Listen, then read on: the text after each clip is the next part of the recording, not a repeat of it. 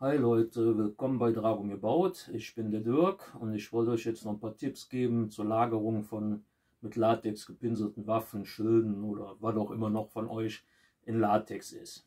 Damit die Sachen nicht so schnell Latexkrebs kriegen, beziehungsweise was man machen kann, damit es halt nicht so schnell passiert. Also bleibt dabei. So Leute, dann fangen wir erstmal beim Latex selber an. Latex ist ja ein Naturprodukt, also im Prinzip kriegt dann irgendwann auf jeden Fall Latexkrebs. Das ist immer nur eine Frage der Zeit. Aber was das beschleunigen kann, sind halt Umwelteinflüsse, falsche Lagerung etc.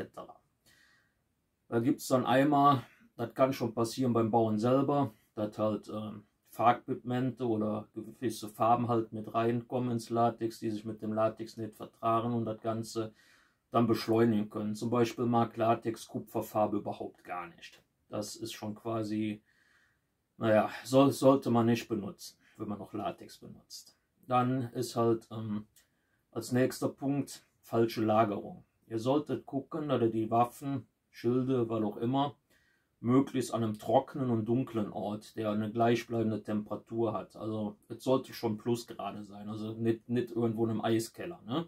Ich zum Beispiel habe meine Sachen in meinem Keller liegen, habe da eigentlich sehr gute Erfahrungen mitgemacht. Also das ist so, was ich dann zu der Lagerung sagen würde. Dann müsst ihr halt aufpassen.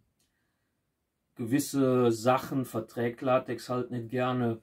Das ist zum Beispiel, wo wir auch schon gesehen haben, was sich gar nicht verträgt. Ihr habt ja teilweise Metallrüstungen, die halten da ja auch mehr oder weniger gut in Stand.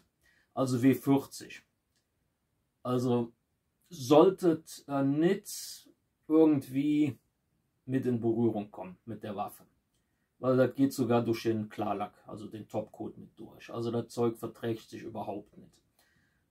Dann als nächsten Punkt hätten wir UV-Strahlung, also Sonnenstrahlen.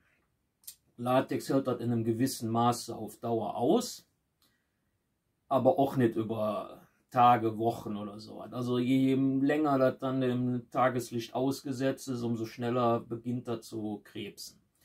Also ihr solltet eure Sachen auf keinen Fall, wenn ihr dann irgendwo auf einer Veranstaltung seid, dann stundenlang in der Sonne liegen lassen oder weil ihr zu faul seid, die Waffen aus dem Auto dann, wenn er nach Hause kommt, auszuräumen, dann, ich weiß nicht, eine Woche im Auto liegen lassen, im Kofferraum. Gut, der Kofferraum ist dunkel, wenn dann oben die Klappe zu ist, aber die Temperaturen sind nicht wirklich gut dafür. Der Kleber ist dann auch ein bisschen, also ist nicht wirklich gut. Sollte er nicht machen, wenn er nach Hause kommt, Waffen am besten direkt wegräumen, wieder in den Keller.